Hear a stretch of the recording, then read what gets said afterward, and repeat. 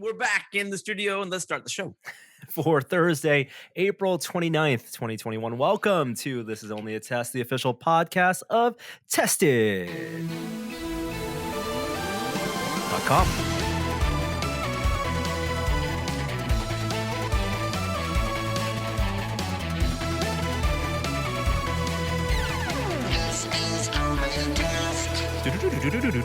Look at me typing on that keyboard. Wow. It's been a full year since we've been in the studio. We're not in the studio. What's going on? It's more than a year. It's been more than a year. Yeah, I think it was it's been a year and a month since we've been in the studio, and it's only taken a year and a month for Zoom to implement this amazing new feature of an immersive environment. If you're watching the video, that's what's going on. Check out the video on YouTube. You'll be maybe pleasantly surprised. But first of all, let me introduce my co-host. We got the full crew here. Jeremy Williams, you heard him. How you doing? I'm well. How are you? Oh, getting the Z's. Right on. We have a routine now, so at least there's certainty there. But everything is breaking all the time, our brains included. Kishore's here. How you doing? I'm doing well. Shout out to the Tested. Well muted. Yeah, apologies. You would think like 14 months into this, I would learn how to take myself off mute, but not quite there yet. Shout out to the This Is Only a Test listener that actually created our set to import into VR. And that's what we're using as a background image. So I completely forgot about this because this is something, what is time and what is memory anyway. But what you're seeing right now is not a photo. Our background, our immersive environment that we've imported into Zoom is not a photo of the Tested podcast office. I've been into the Tested studio recently, and right now, I'm sorry to tell you guys, the Tested podcast room is storage, like crates, boxes, things piled high on the table. We're the teenagers who went to college. Yeah, exactly. the empty nesters have now filled up the room with, unfortunately, junk. And there's like a little space I carve out to eat lunch, distant from everyone in the seat that I normally sit in to podcast. But what you're seeing isn't even a photo of when we were setting up the studio. It fooled me because I completely forgot about this.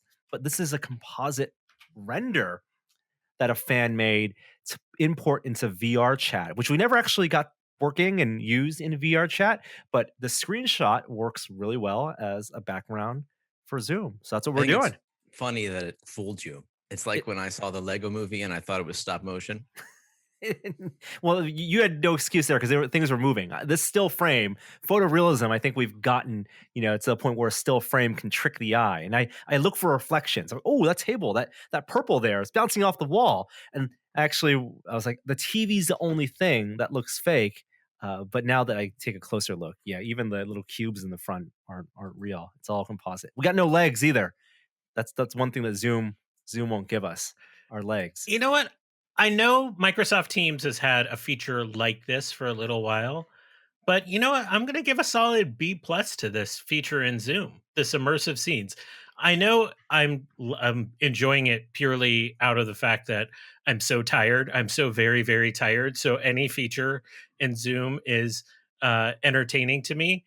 But as I really explore it, it actually does the cutout around your figure reasonably well. And the fact that they have some pre-built scenes for you, I'm actually a little surprised my kid's classroom isn't using this. Oh, why are you putting me on Jibo? That's mean. That's just mean. This is bullying now. I'm so sorry. I just had to do it. Norm just shrunk me down and put me on Jibo's face. Oh, Jibo, why won't you save us? There's so many options. I can fit 25 people as you would do a normal conference call in this set. I can put someone. You're drunk with power, Norm. The television. We're behind limited us. with time, man. I can put us on the shelf. I can be Norm on the shelf right there. So many options. It's been a busy week. All the tech companies had their big earnings announcements. Unsurprisingly, everyone did so fantastically well in terms of new hardware sales over the past quarter. These aren't big surprises, but in terms of products, I guess let's jump right to our top story.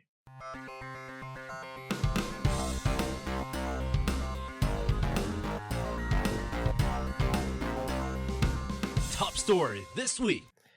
So I don't know about you guys, but I'm super excited because as of end of this week, as of Friday, Disneyland is opening its doors again. One of the You can be first theme parks part to of the world. close.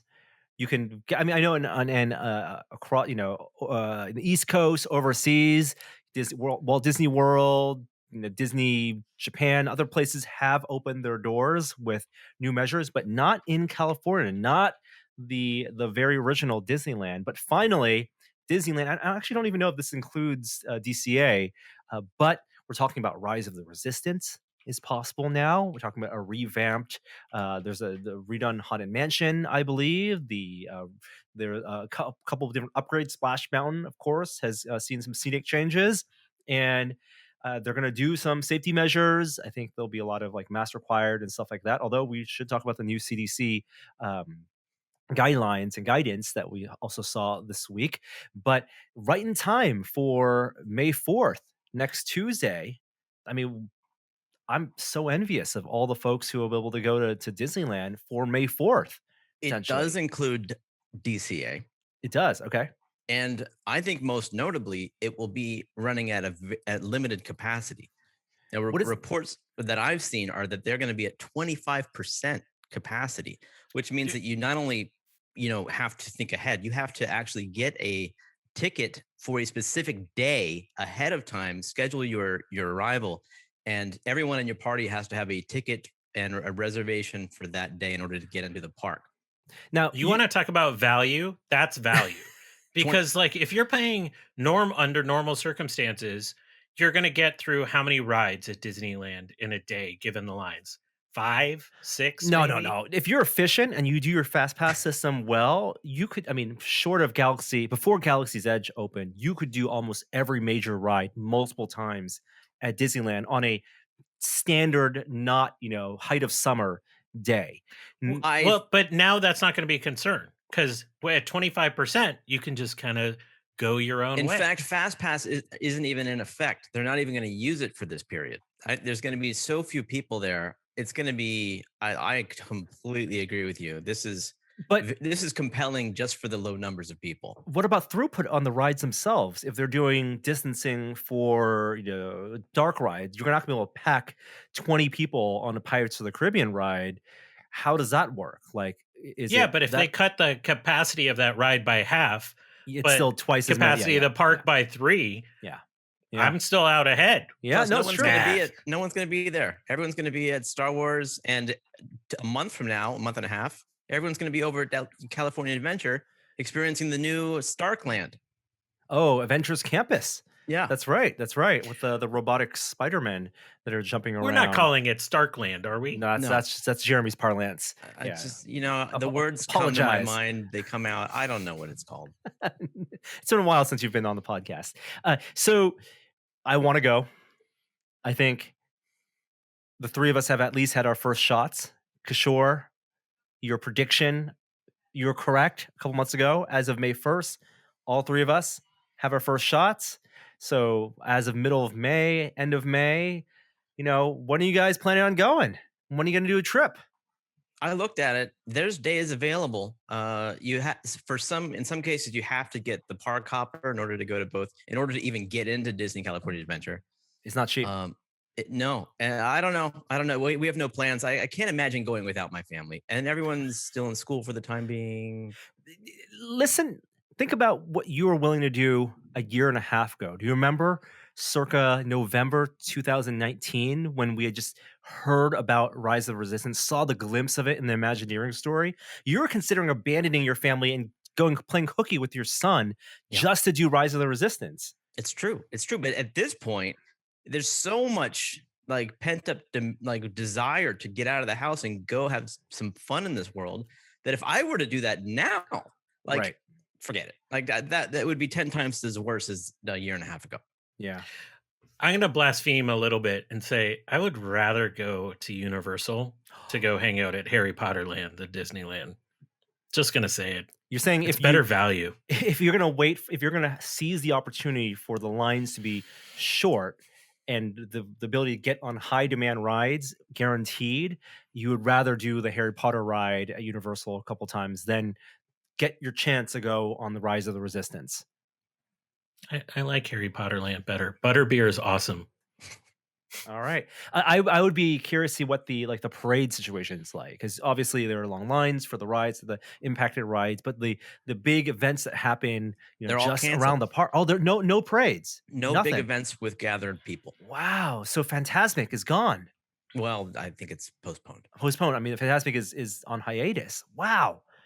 That's then I don't know if I want to go. That's a part of the ritual of if you've never been to Disneyland, that 9 p.m. Fantasmic fireworks, that event, it's when the sun is setting at a certain time, like that's what you do. That's how you kind of space out your day. You know what though? I would enjoy walking down Main Street USA with the 25% capacity. Like that alone, just exploring Disneyland with a small number of people without going on any rides would be a experience worth having. Yeah. Well, what you won't get at Disneyland, but Disney Imagineering did tease this past week, are robots, new robots. This is super cool. It's called Project Kiwi, and TechCrunch got the report. It's actually really neat that the one of the lead engineers on this is someone that we previously chatted with as a participant on BattleBots. So we got some BattleBots DNA here, though these robots, not BattleBots, far from BattleBots. They're the opposite of BattleBots. It's Baby Groot as a bipedal, fully animatronic and independent, untethered robot as a test case for a free roaming robotic character to wander Disney parks. Now, this Baby Groot, and you can see in the video, if you Google Project Kiwi Disney, you'll see a video of it. The eyes move, the head moves, it waves, it walks kind of like Baby Groot. They couldn't have chosen a better character short of, like an R2 for a humanoid robot, at least, because Baby Groot is adorable, small. You could see this kind of porting over to other small, Disney characters. But didn't we hear about rumors of kind of these free roaming robots, even for things like Galaxy's Edge when that was spinning up? Like, is this the future of park interactions? So let me back up and ask, do you think the experience is any better than seeing an R2 that's piloted by somebody nearby? I think it's similar. And the R2s are piloted, they're still not like in Main Street, right? What typically you would get is you go to these meet and greet areas, as is now in vogue, where you wait in line and there's like a designated area where you meet your favorite characters, you get your photo op. And I would imagine that's where a Baby Groot like this would be hanging out, where there would be supervision, which is a far cry from the free roaming droids, going around Galaxy's Edge that we kind of hope for that kind of immersion. But it's a as opposed to having a person puppeting someone or being in a costume, for a character like Baby Groot that's 2.5 feet tall, the form factor makes sense for it to be an animatronic. Yeah, but I think you're right. It's going to be in the photo area. If it was actually free roaming, that would be so dope. And I might skip Harry Potter Land to go to Disneyland just to see that. You're a Marvel guy, aren't you? You love this stuff. This robot walks so slowly, it's not going to get 100 feet before it has to turn around and recharge its batteries. We've been doing a lot of watching the opening of Guardians of the Galaxy 2 with Avery, just because he loves the Baby Groot dance. That's the one, you see the opening credits, the Guardians are fighting that giant monster in the background, and it's scaled down, so you do Baby Groot. And actually, that performance is director James Gunn's motion capture. This video of him just kind of in an empty meeting room wearing a tracking outfit, doing that dance to Mr. Blue Sky. And if this robot Baby Groot can do those moves, that would be it. That's all I'd want. The problem with these kind of immersive robots, and I think we've had this issue with like immersive theater when we were doing things like the Speakeasy in San Francisco, is they're built for increased immersion and world building, but the other fans, it's just going to gather crowds, and you're going to lose that sense of immersion when you have just swarms of people going around taking pictures, taking you out of it, because everyone's the spectator to performer ratio is out of sync. It's not Westworld when everyone there is just someone with their cell phone out. Yeah, to me, this makes a lot more sense as a component of the new Guardians of Galaxy Tower of Terror, where, as part of the intro cinematic, they have a rocket right now that they added since it was Twilight Zone that walks around the ceiling, and it looks real. Like, it's a fantastic job, but it's a robot. I'm sure it's probably connected to wires the whole time.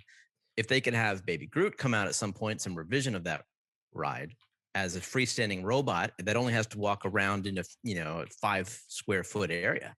Right, Then right. that makes a lot of sense.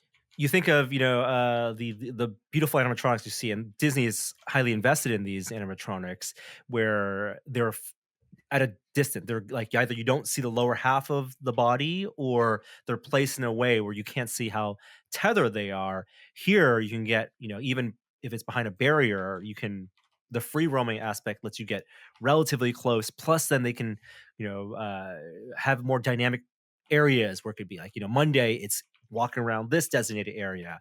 Tuesday or a certain time of day they can bring it to another area, and so it's a different experience every time. That's how I can see this. I don't see, there's no high-fiving this, there's no hugging this robot. Like that's not something I can imagine happening anytime soon.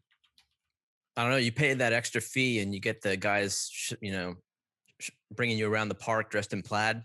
You pay the $10,000 to get your personal Disneyland guide. They can hook you up with a high five with a high five, with a fist bump Baby only. Groot. Right. The safe things to do is the elbow bump, the fist bump. Yeah. The mechanical fingers you're not going to break the machine. The machine's not going to break you. Yeah. Looking at the animation, the kind of wave, the trot it does, it almost, Universal could absolutely use this for an ET character. It's very ET like in the way it walks. You didn't mention, maybe you did, that the parks are only open, or Disneyland is only open to California residents. Oh, okay. I didn't know that. Yeah, they're not going to check. Yeah, how would that be certified? They're going to card you? What?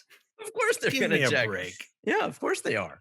They would check as much as like Apple checks, people with student discounts, your student ID. Just type in any email address at edu and you get your 10% discount or whatever it is. It's a state mandate. It's not Disneyland's decision. No, I think the way they check is when you're purchasing tickets that you have to have like a California billing address or something like that. Yeah. There's not going to be a person that's going to check for ID. Hey, if you're going, what is it? That opens this Friday? Let us know. If you go, let us know how they're checking. I heard a bunch of people with some Texas accents and some Tennessee accents. I'm not sure they're from California here. License plates in the cars in the parking lot.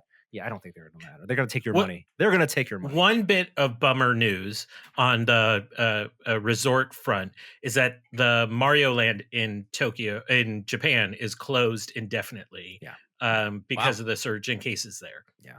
Jeez.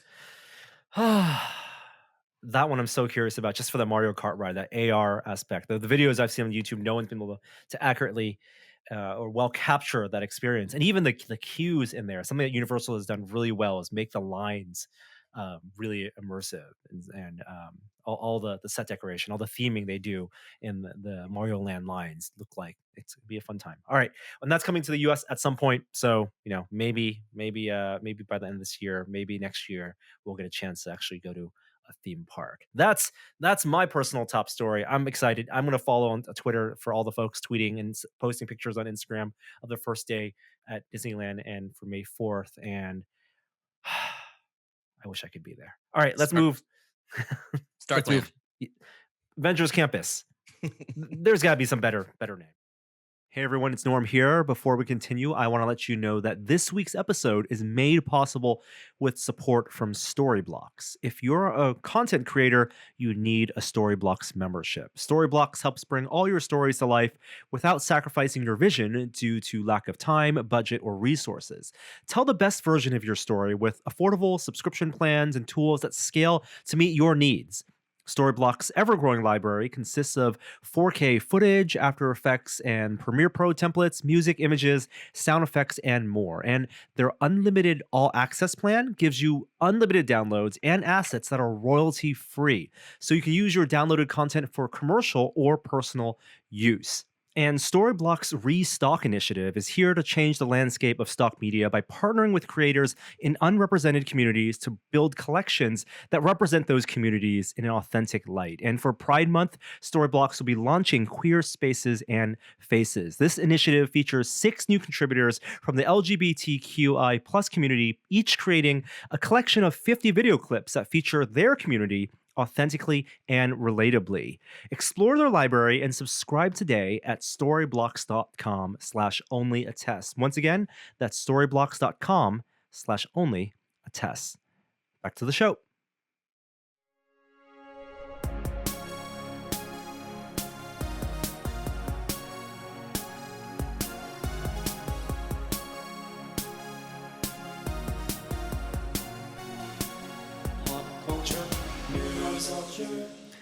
It was a big week for pop culture. Obviously, the Oscars happened. Did you guys watch the Oscars? I didn't even put it on our show notes. Not so much. It was the lowest rated Oscars in like over a decade. The first time it dropped under 10 million viewers. Now, I don't know if it's because of the movie selection or that people felt less invested in movies as a whole because they weren't watching these in theaters. A lot of the movies were movies that were released on.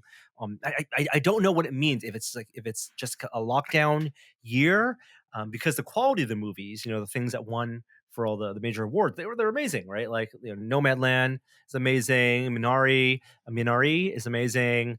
And all the accolades well deserved for the winners there. But as this type of big event, it just didn't, even on social media, I didn't see a lot of people tweeting about the Oscars as it was going on. Now, did you guys know that Steven Soderbergh was brought on to direct the Oscars this year? No. I heard that, still didn't watch. It's like when you don't see the movies in the theater, it's really hard to get hyped. And a lot of these films are quieter, much more indie. There was no like blockbuster that got nominated. No one tuned in because they're like super fans of Mank or something like that.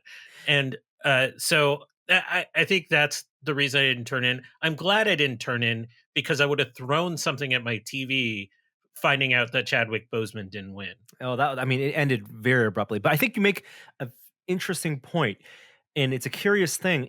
If the same movie, if you watch it at home versus watching it in theaters, do fans then feel less attached to that as in your mind, quote unquote, a cinematic experience, and therefore do the pomp and circumstance of the Oscars matter less when we're talking about Netflix and Amazon movies being at the top of the list? Does it feel more like a lesser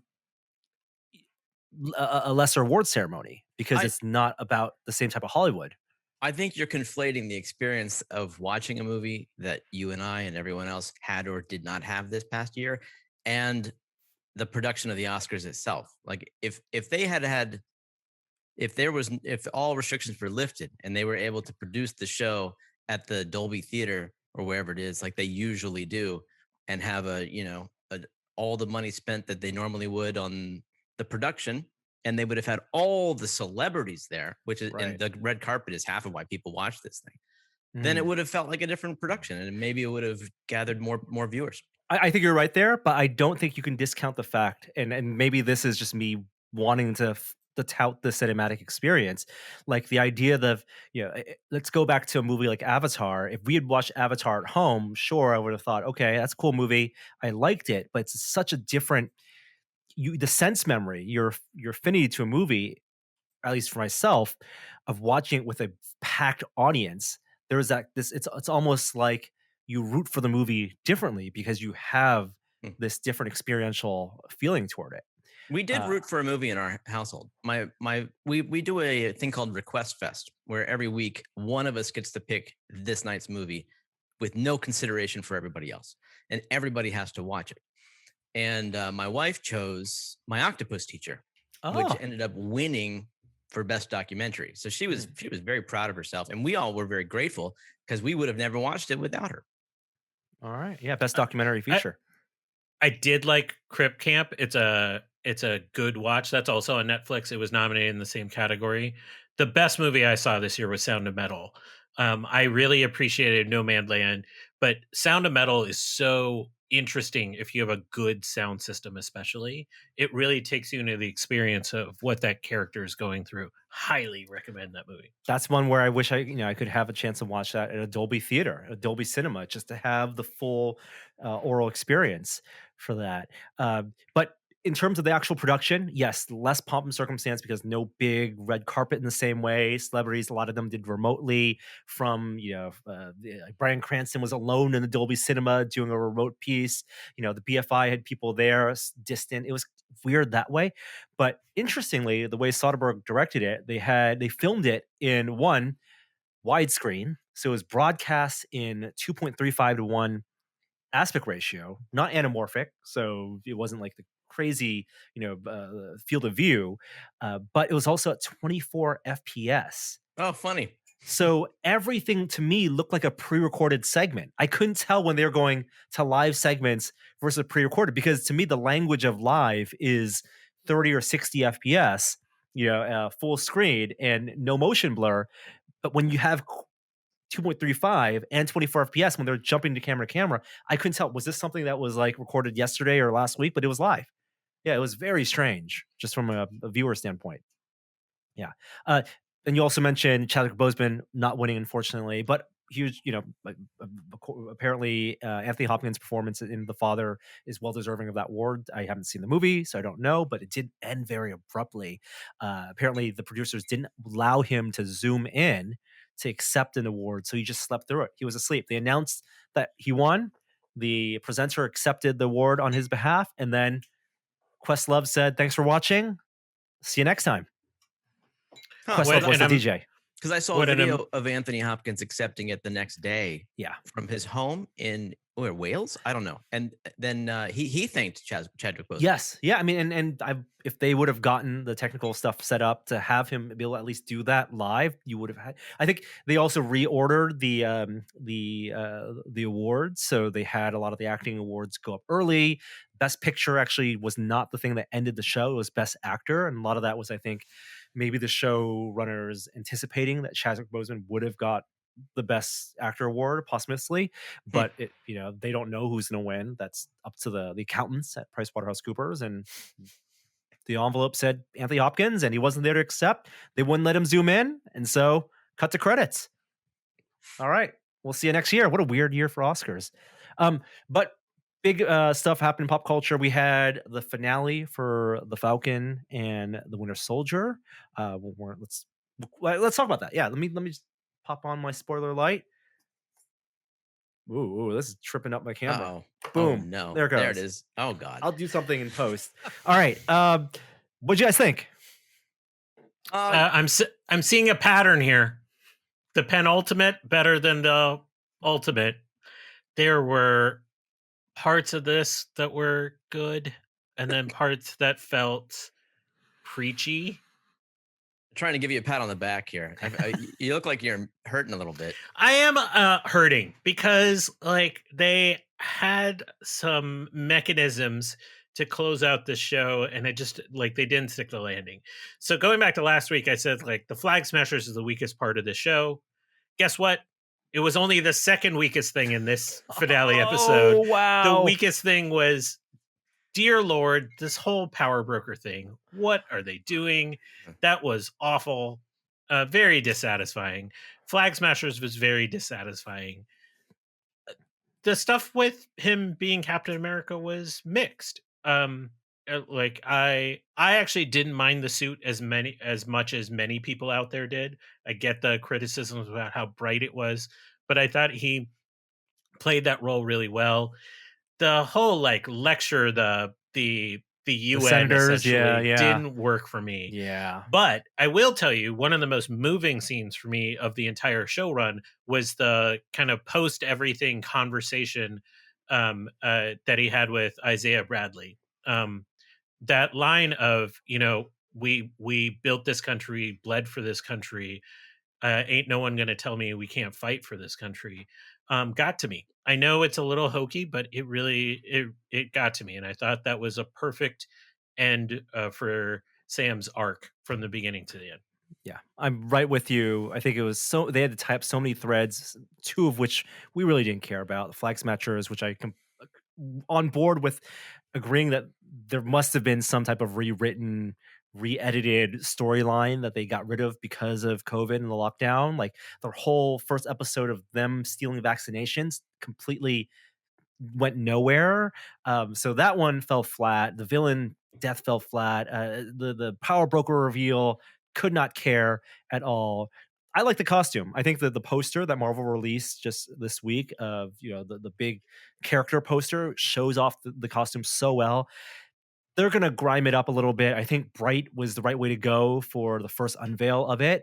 But when that costume makes its appearance in a Captain America 4 movie, I'm sure there'll be another iteration. But the silhouette's great. I'm glad it's right out of the comic books, but still modernized for the screen. I like what they did with U.S. Agent. A little bit like just shoot in. You're a U.S. agent now. Like there's a lot of stuff that they tied up neatly that I don't think they needed to, because unlike a traditional show, we know these characters are going to live on in the movies in the MCU after the fact. I feel like you guys are just kind of dismissing a little bit like the ambition level of this show. The Flag Smashers was really different compared to most Marvel villains, because like the whole point is they're shades of gray. Like that's the point the show is trying to make, is that especially during the preaching segment at the end, you couldn't help but miss it. It's spoon fed right to you. Like, we got to stop calling them terrorists. And I think that was a really ambitious thing to try to do. And you're absolutely right. They didn't stick it. Like they only had 6 episodes. There's clearly more to that story that we just didn't have time for. And I'd like to have seen that fleshed out. But I thought it was a really interesting shot. And there's a clear parallel to bad Captain America. Where he's a bad guy. He did some bad things, but we're supposed to forgive him in the end. Not necessarily forgive him, but understand his perspective, empathize with the frustrations that he went through, and that makes him an interesting character. Again, right. In the shade of gray, I think the whole struggle that Sam had of whether he should take up the mantle, whether America should accept him, what he is a black man, what that means for him to take up the mantle. I think they got the motivation, they got that process, and how even he didn't necessarily have to agree with Isaiah Bradley's take on it. I think that was all nicely fleshed out, but so neatly at the end with the shot of, that's Captain America from the crowd. Like I would have preferred a little bit more of a little more just let that breathe for a little more, maybe have some resistance to and show the things that he'll have to go through, as opposed to everyone in the MCU now accepting who he is. Mm-hmm. Hey, just be glad Buck didn't say, let's hear it for Captain America, as a callback to First Avenger, and just had a hokey scene of everyone clapping. I do think I want to give credit to the show for Sam's character development. It was very believable how they took him from the beginning to where he is at the end as Captain America. And while it didn't hit all the way through, Bucky's character arc also worked. I thought it had a very reasonable conclusion for his arc. And then the other thing is, I really enjoyed these scenes of joy, like on the boat in Louisiana. Yeah. Like the way they wrapped up the show of like showing scenes of black joy and then having Sam and Bucky together just staring off into the sunset. Those were some of the better scenes in this entire thing, when they were just kind of hanging out and talking. I actually think the ambition undermined some of their best elements of the show, which is the development between them. Yeah.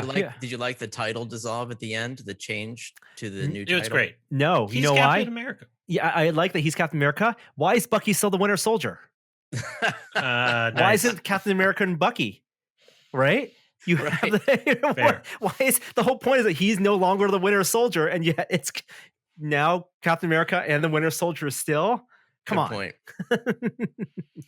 More Julia Louis-Dreyfus, please. She's awesome. What was that? Who is she? What? Okay, so we talked about this last week when we weren't on. The idea is she's like an evil, or at least a more morally corrupt or morally ambiguous Nick Fury, that they're setting up. Like Nick Fury in this phase 1 of the MCU was gathering up heroes for his team of Avengers. She's clearly popping in here and there to gather up, a Dark Avengers or a Secret Avengers group, and they have their version of Captain America. Why she's a surprise is the rumor is that her first appearance was supposed to be in Black Widow, the movie that was supposed to come out last year. Still not out here till July, but I still think it works in terms of it being a surprise cameo, and then of course all the blogs and all the explainer sites explaining who she is and her character as it relates to the comic books. Yeah, she was great. Yeah. And you know what? I know they film in Atlanta. They have to film in Atlanta, but that Senate room, their DC.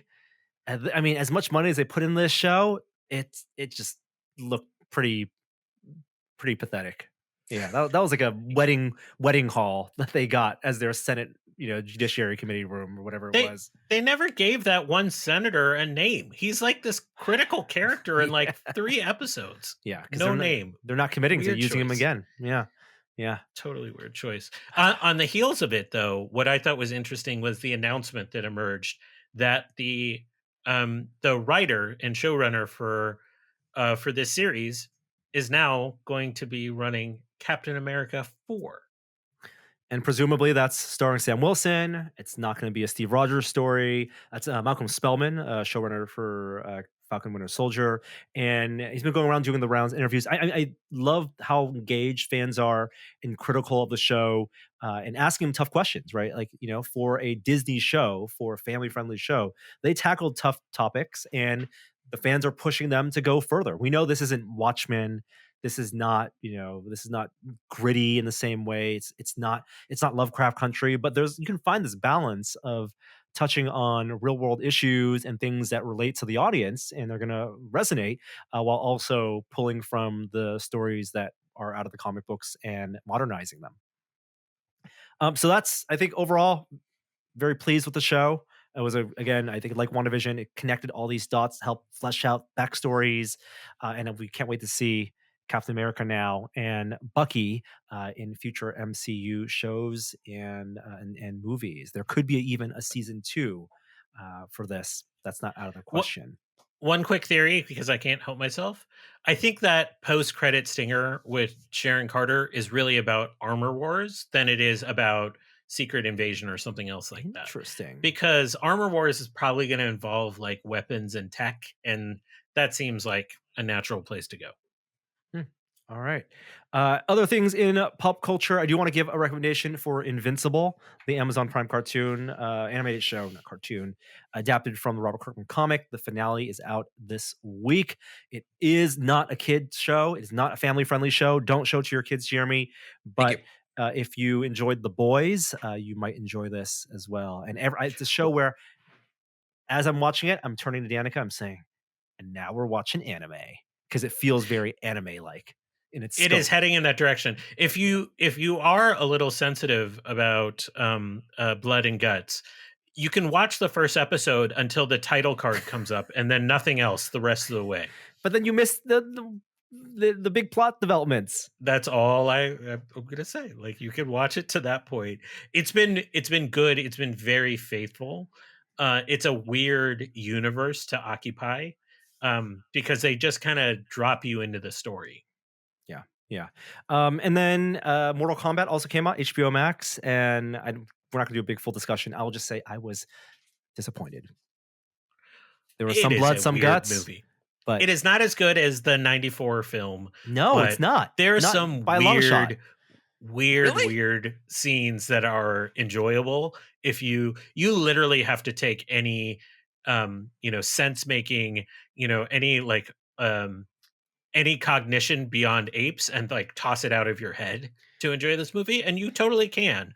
And so there's elements that work, but the real problem with that movie is that they have a main character that you're like, who is this? Who is this character? I played this video game. I don't know who this is. I was hoping for a third act reveal, like he would become a character from the game, but it just really sounds like now they have another a movie inspired new hero that they can put in a game. I think it suffers from budget. This is not a $200 million movie, so they can't go to all the different realms and have the giant tournament. And it tried to take itself too seriously with like the family storyline, with the dramatic aspects. When I think this movie should have gone full Mad Max, full just crazy fights, which is what the first movie was, just hokey, and tongue-in-cheek comedy. I mean, there's some good portrayals here, but I think overall a big disappointment for me, at least. By the way, I blame the Snyder Cut for this entire debacle, because without that, I wouldn't have signed up for a month of HBO Max that would have forced me to watch that movie. You got Space It's his Jam. fault. You got The Matrix 4. You got Dune coming out in HBO Max. Hey man, the Kong versus what is it? Godzilla vs Kong. That's the one. That's amazing. Like, Yeah. That was pretty fun. From a I spectacle will give you that one. standpoint, both sound and audio, like that's one of the top things of my COVID life. I really enjoyed that. That was a good, well worth your time movie. Yeah. We mentioned Disneyland going to places by the end of the year. By the end of the year, there's also now officially New York Comic Con is coming back. Reed Pop, who runs New York Comic Con, they are running multiple conventions, starting with Florida SuperCon in September, New York Comic Con, Emerald City Comic Con in December now, and C2E2 also in December. They're going to have distancing, mask required, different meet and greet rules, but they're going to do you're going to do an in-person event at Javits Center, and hopefully it will make sense, and we'll be able to go if it makes sense for us by this time or by the fall. Yeah. GDC announced the same for next year. Yeah. They're back. Yeah. I mean, let's really hope things are going to go smoothly as more people get vaccinated and as we emerge out of lockdown. Speaking of which, we're going to skip over our tech news section and let's move on to Moment of Science.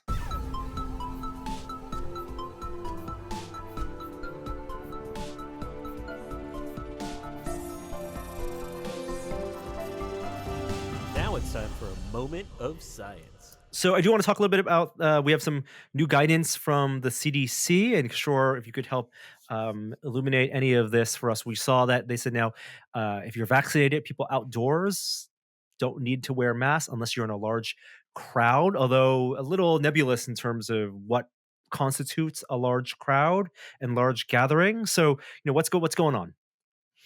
So the CDC has indicated when you're fully vaccinated, which means 2 weeks out from your final dose, that it is safe to resume activities that have largely are outdoor. And the reason that is there's been numerous studies that have tracked transmission of the virus across multiple countries, and there just are not significant times when the virus has been transmitted in outdoor settings at a large scale. That doesn't mean that you can't get it outdoors, and that's why there's this hedge against like crowded events. Like you're not going to go to you're not going to go to some big street concert necessarily and do that, but that would, I think, feel awkward for most people right now anyways. So this is really about saying that we have no evidence of outdoor transmission at scale, and that's just because the way the virus transmits, which is through aerosols, we're just not seeing that transmission take root outside. So the guidance is actually overdue that you can take masks off. And I think part of the caution was we don't want to pull off all of the guidance on masks before enough people get vaccinated that the community transmission is low. Because a critical component to the relaxation of all of these guidelines is that transmission is going down in the US, and it's going down in a way that it looks like it'll sustain, at least in the short term. Yeah. And I will highlight a couple other things. Go ahead. I was going to say that, we're reaching the point that I think Dr. Fauci said, once we get to 50% vaccination rate for the population, then transmission is going to really plummet. And we are hopefully getting close to that, in the next month or two. Yeah, I'll caution people by saying like there's lots of models out there on what transmission is going to look like as we reach different levels of immunity. But vaccinations aren't evenly spread. So where we live in San Francisco, it's pretty possible that we'll reach 80% fully vaccinated in the city, in which case the virus will just be dead here. But there's going to be cities where that's going to be closer to like 40%, 50% that are going to be much more vulnerable in pockets. So even if we reach a gross number across the United States, you really have to look at it what the immunity level is in the community where you reside. And so we are seeing everyone that gets vaccinated is incremental improvement. And what we're seeing from Israel, which is ahead of us in terms of population vaccinated, is that the cases have crashed. And not only have the cases crashed, they've also studied asymptomatic transmission of people that are fully vaccinated. I think I've seen 12 studies now. Whitney Robinson is an epidemiologist from the University of North Carolina, has been maintaining a list on her Twitter feed. And I've seen 12 studies. They all show a reduction in asymptomatic transmission in fully vaccinated of somewhere between 80 and 90%. Most of these studies occurred in healthcare workers, either in the UK, Israel, or in the US. So it was those that were first vaccinated, because it just takes a while to look at the collect and aggregate that data. But that's also very hopeful. We know that transmission is hampered by is reduced by the vaccines, but that's at a level that exceeds a lot of experts' hopes. So we're headed in the right direction. That's great. And so the mask removal was frankly a little overdue, but also appropriate. They still encourage you to wear masks inside. So like if you're going to a congregate setting with people that may or may not be fully vaccinated, it's just safer to wear. I'm going to use my mask in places where I just personally feel uncomfortable, and kind of slowly release that pressure valve over time, and just monitor what the transmission is in my local area. I'm more concerned about the social politeness implications here. Like, as I walk around, go on a morning walk every day, and everybody still wears a mask. And at some point, we're all going to be vaccinated, and we're going to see people coming, and we're going to feel like, well, are they wearing their masks? Should I put mine on just to make them feel better? Or are we all on the same page here? Did we all hear the governor's decree? So I wonder how that's going to evolve.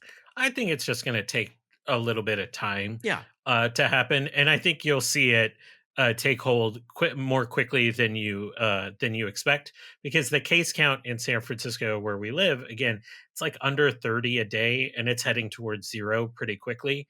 So if that's the case, I think the message locally will get out.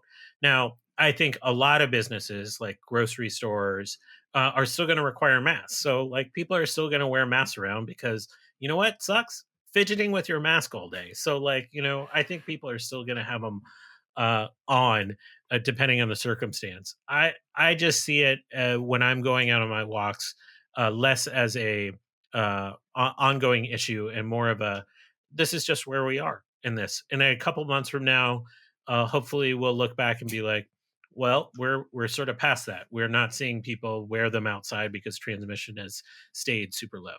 Socially, there's also this phenomenon that people are now, those, people who got vaccinations are now kind of broadcasting which vaccine they got, right? And that's this passive thing. They're team Pfizer, team Moderna, or team J&J, and just as a natural thing people do, they like forming cliques, and that the byproduct of that is that you are also broadcasting the fact that you got vaccinated. And I think that's kind of general that will permeate the kind of interactions that we have just in public to some extent. But obviously travel, grocery stores, and all the other places, I'll be keeping my mask on for a little bit. Okay, moving off world to Mars. Let's get a Percy update. Now, we had the copter flight a week and a half ago. Very exciting, but we also have some excitement with a device called Moxie. What a great name. It's an acronym. What does it stand for? Yeah. Have you ever had Moxie, the New England soda? It is an acquired taste, I will say. For those that defend the taste of that soda, I don't understand. I've had Moxie before. It's gross, but it is an oxygen maker on Mars. And what it really does is convert carbon dioxide directly to oxygen. Oxygen is only, I think, 0.013% of the Martian atmosphere. I think 96% of it is carbon dioxide. So what it does is it takes in carbon dioxide, pressurizes it up to about 1 atmosphere of pressure, meaning like 1 atmosphere is the pressure here on Earth.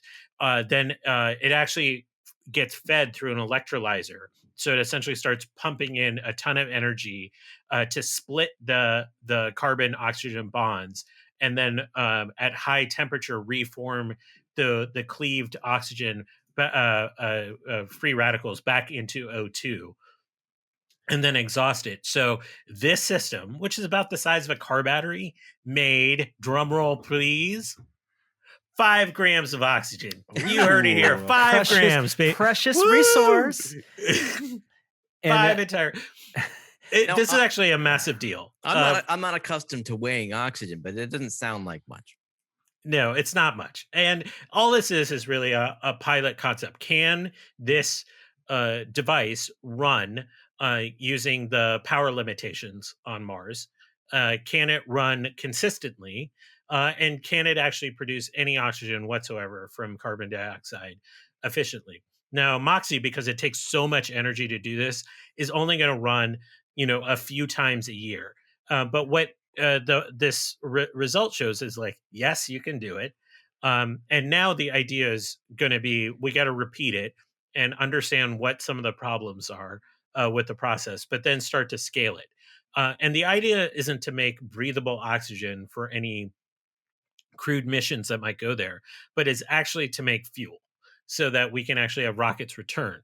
So you have to get from 5 grams to 30 tons. So there's a issue of scale here. You have to get to 30 tons of oxygen is what you need to power a flight from Mars back to Earth. So it is a huge scale problem, but this is incredibly exciting that it was able to do this. I think there's also some ongoing questions about, because Moxie just pumps the oxygen back out of the machine. 5 grams of oxygen is probably not going to do anything. But if we're generating oxygen at scale, how does this change the nature of Mars? Because there is planetary protection that we have to think through carefully about changing the nature of what Martian atmosphere would be. I don't think even at 35 tons, we're creating enough oxygen to, even through leakage, to potentially change it. But it's one of those things they'll be thinking about over the next set of runs on Moxie. Well, and you presumably it'd be a system in the future at scale to harness that oxygen and pressurize it and put it in canisters and tank for use as fuels. As this all feels like science fiction stuff, but it's eventually going to get there. These kind of Martian factories, and carbon monoxide would be the waste product, and that is what could be changing potentially atmosphere. It's not Total Recall, it's not terraforming, but it is cool. I mean, this is terraforming's not a thing that we'll ever be able to do. Not in the context of how we've seen it in movies. Just put that out of your mind. Genesis device, just fire the torpedo and then find Spock's body. Right? That's different. That was a different kind of planet. I have no problems with Genesis Planet because it was an even-numbered Star Trek film that originated that. I will end by saying R.I.P. to Michael Collins, the command module pilot for the Apollo 11 mission, passed away yesterday. He's an American hero. I mean, what else can you say? He is... like that mission means so much, and to lose a member of that team, where now we just have Buzz left, is just shows the passage of time. But Michael's legacy, while not as celebrated as Neil or Buzz, is just as important to that mission. And for anyone that watched the Apollo 11 documentary, you hear Michael's voice off and on throughout that movie. I'm just going to think about that. And NASA put out a great, about 15-minute video celebrating the life and legacy of Michael Collins. Yeah, I mean, a lot of people call him he was the loneliest person in that mission, but he had the backing of the world and the eyes of the world on him as well. So, he had the best view, though. Yeah, lonely but not alone, for sure. Kishore, you got a jet? All right. Well, Jeremy, let's stick around if you have time, and let's do a quick VR Minute. Here we go. The VR Minute. Virtual reality this week. Very interesting this week. Now, Oculus V28, version 28, we all have it now, right? They That's right. unlocked it. In fact, they even opened up AirLink to everyone. It's kind of interesting how people dug and tried to sideload version 28, get AirLink, unlock themselves, and even got it working on the first Oculus Quest because it's only technically an experimental feature supported on the Quest 2. But after a couple days of using AirLink, you've used AirLink now. Have you done any 120 hertz games? I have not through AirLink. Don't you have Or to? just Yeah, I have through Virtual Desktop. That yeah, supports 120. or And just natively games like I did virtual? native with one of the table tennis games, the one that came out first with the robots. And you know what? I mean, I'm okay with it. It doesn't feel, for whatever reason, it doesn't feel as night and day as it does on the Index for me, That's between exactly my feeling as 90 well. and 120. Yeah, yeah. I'm not exactly sure why that is. I don't know if it's rendering resolution or whatever ASW is like space warp they have running to also work with that. But yeah, it doesn't feel like 120 hertz on the Index. I'm trying to wrap my head around exactly why. I haven't done 120 hertz on virtual desktop yet. But before we get to even AirLink, do you get a chance to do the track keyboard with the No, you know what? K830? My keyboard was stolen. What? It was delivered by Walmart apparently on Monday, and I was like, "Where is it?" By Friday, I checked the tracking. I got it refunded and all, but apparently it was just completely swiped from in front of my house. So I do not have the keyboard to test. I would say, unless you're absolutely curious, and maybe this is a thing where I can let you borrow my keyboard, it's Yeah. not worth the $100 right now. My experience has been pretty disappointing with the tracking accuracy of the keyboard and the latency and even the rendering of the keyboard. Really? I mean, I assume all of that will improve, but Yeah. the utility of it seems kind of, I don't know. Can you imagine if the tracking was solved that it would be something that you would use? No, in the current way that or what Quest has it exposed to, and this maybe directly ties to AirLink because the keyboard you would use in the web browser, and yeah, you can in the Quest 2 interface you can have multiple windows, but it's Yeah. far cry from what Oculus had previously developed on the Dash interface on the desktop, right? On the Rift, when you play Dash, a Rift game, you put on your headset. The Oculus dashboard, not Oculus Home, not the virtual environment with like the blasters and putting your trophies around, but just that Dash UI of placing, your settings, placing your friends list, placing the store and a web browser. That is so much more polished than what you have currently in Quest. And that even has a virtual desktop component. You have Oculus Right. Desktop where you can, see your desktop and launch Steam or do and I wish the keyboard was tracked there because I would use a keyboard there because there's no pass through on the desktop side. But just with the web browsing, I mean, I use as my Quest 2 background the black and white grainy pass through cameras, and I can see my keyboard, I can see my hands. So I don't even need it to be virtually tracked. That virtual representation doesn't do anything right now because there's no augmented reality functionality. That render of the keyboard they have is so basic. It has no dynamic, key lighting or anything. Yeah. It's just this kind of it's just a flat object that also just is laggy. It doesn't perfectly track well because there are no tracking markers. It just speaks to how difficult the kind of AR stuff will be without real tracking beacons, some type of gyro or something. It's far worse than what you get with even the hand tracking right now. Yeah, I just see that as an experiment, as a sign of what they're thinking. Just like just their whole AR department is probably way beyond anything we're looking at here, and Yeah. like in terms of even different products. And so I'm imagining that they would like to see a fully realized office space and usable peripherals, and that's just they're using the Quest right now to see what people gravitate towards, see what's useful for people, maybe, and maybe even prototype for themselves. But that tracked keyboard thing, I think, is just like just a taste of what they'd like to do on the horizon. I don't think that is like the end product. I don't think anybody's Oh, no, probably no. expected to use tracked keyboards in the Quest 2 for any real productivity.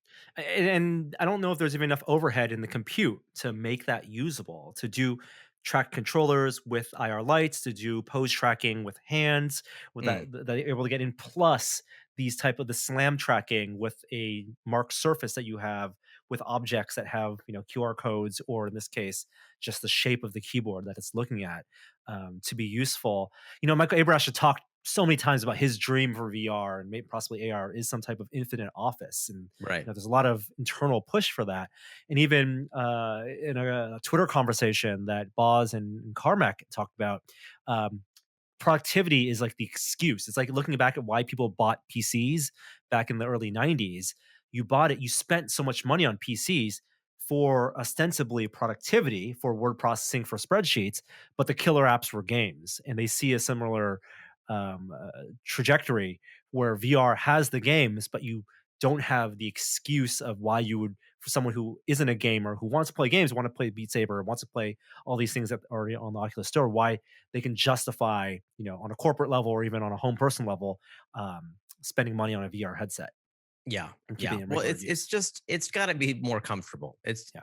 like right now it's too low res. It's uncomfortable with a brick on your face. But generations from now, it's going to be commonplace, and it probably will be augmented reality. Presumably, assuming all the physics difficulties and hurdles are Right. solved. But Airlink, okay, I think this is, this is the big winner for this update. This was something that was not a feature they had planned to originally pursue.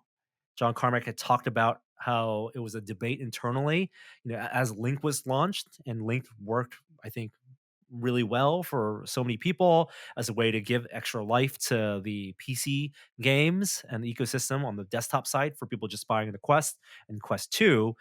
They had not wanted to pursue a wireless solution, even as virtual desktop proved that there was a demand for it because it didn't meet necessarily a minimum bar of comfort and usability. Well, it wasn't. It was not a guaranteed, bar of comfort. Like Because they couldn't control it. They couldn't control with Link. They can, like, they sold their own fiber optic USB 3 cable that's super, super fast, but they couldn't control how everybody connects to Wi-Fi, make sure they're on a 5 gigahertz router, that their computer's connected via Ethernet, and all these things that they now have given into and just simply recommend. And thank God they finally did, because it's great. Trust the users, man. Yeah. Right? Have faith in the users. Where there is a will, there will be a way. And there's enough. Even if you look at the forums, yeah, some people are coming up with like some technical difficulties and maybe don't have the best experience, but they understand what they're getting into, and Right. they will do the research and buy the tools to give them this experience because it is transformative.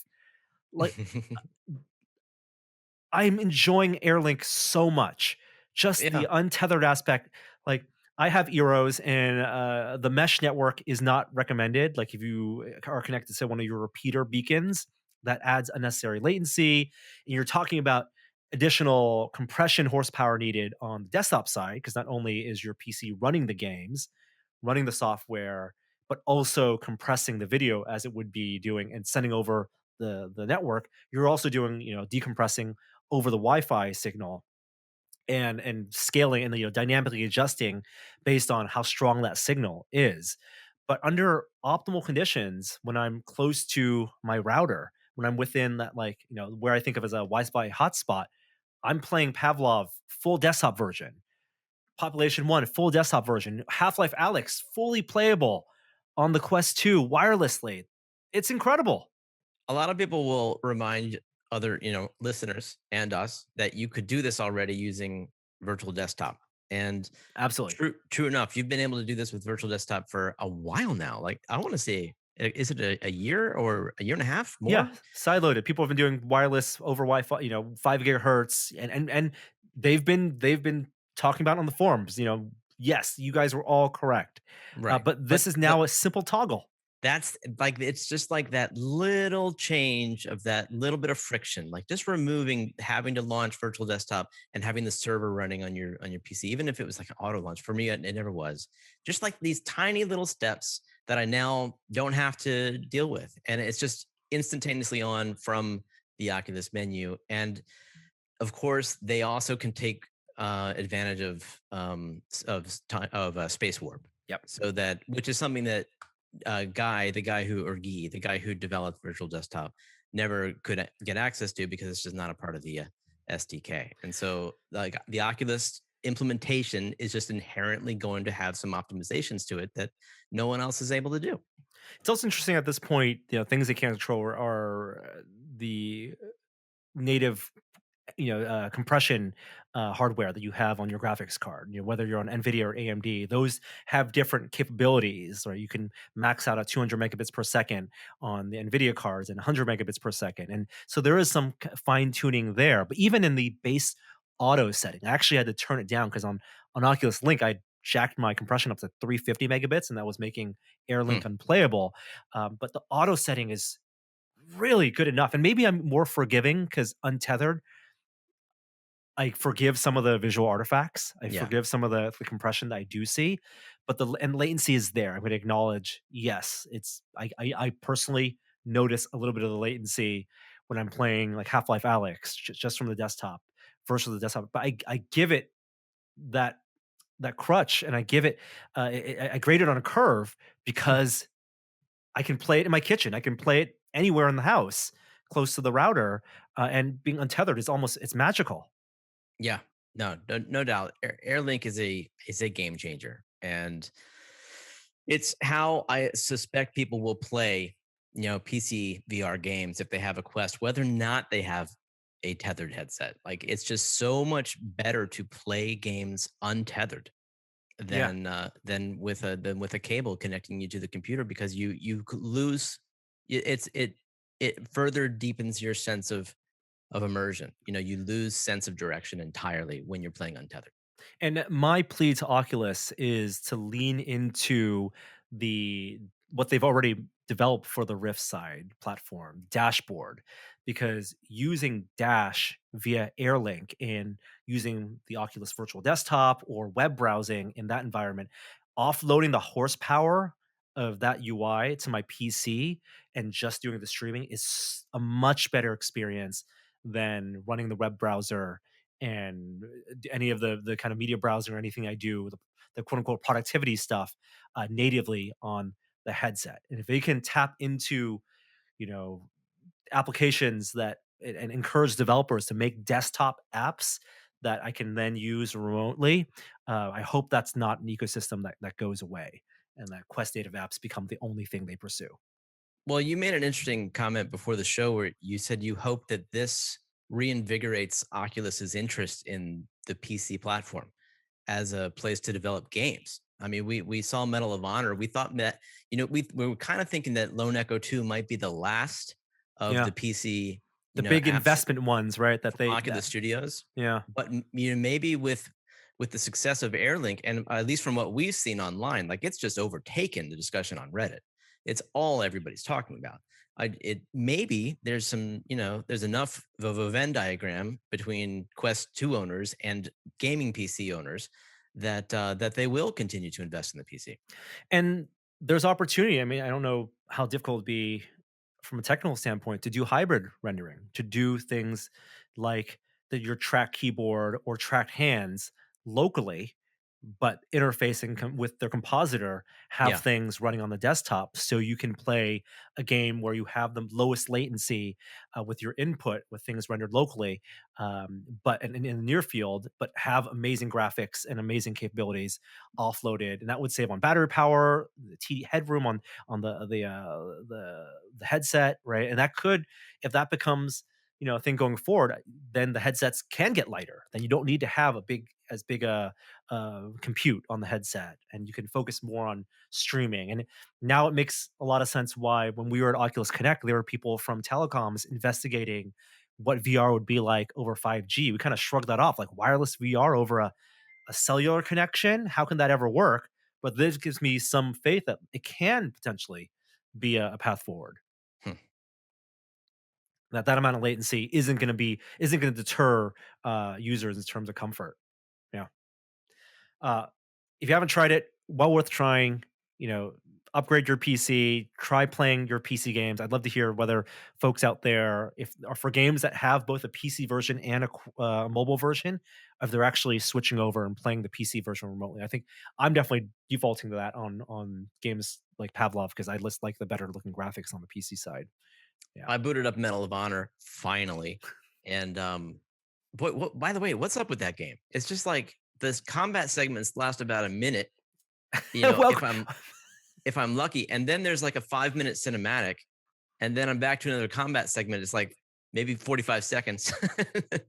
Jeremy, you're going back. You're having the same conversations that everyone on Reddit were having when the game came out. And oh, really? And this is even improved. You're not even seeing the loading screens when the game first came out. Between every one of those combat segments was a big victory splash screen that they stopped. Like it was. Wow. It was not a smooth experience. Yeah. Well, I mean, the graphics are great. Like that aspect, I'm really enjoying. Like playing a PC game wirelessly over Airlink. Yeah, it's a great experience. Hey, and also congratulations to Respawn because making of that game and the documentary content around that game won them an Academy Award, or won the filmmakers an Academy Award. So it's a story worth telling, and I don't know if the economics will make sense for them to do another one, but I would love to see more of that world now that they've gone over this. Like, let's check the boxes of VR gaming. It's what was that short documentary? Colette, yes, short documentary topic. All right, that does it for this episode. Thanks for sticking around, Jeremy. Hope you guys enjoyed the set. We may mix this up, this new immersive set business that Zoom has given us that ability to try out. I at least have the desk in front of me. You can sort of like suspend your disbelief, but you look like a medical miracle over there. You're just a torso. It's what my parents tell me all the time. I'm a medical miracle. I'm roaming around Disneyland. Yeah, we got to add feet or something. Yeah, or change the perspective. Yeah, we'll have some fun with it. And anyway, here is an outro from our archive. It's from Great Job. Thanks for listening. We will see you next week. Hi there, I didn't see you. Test it.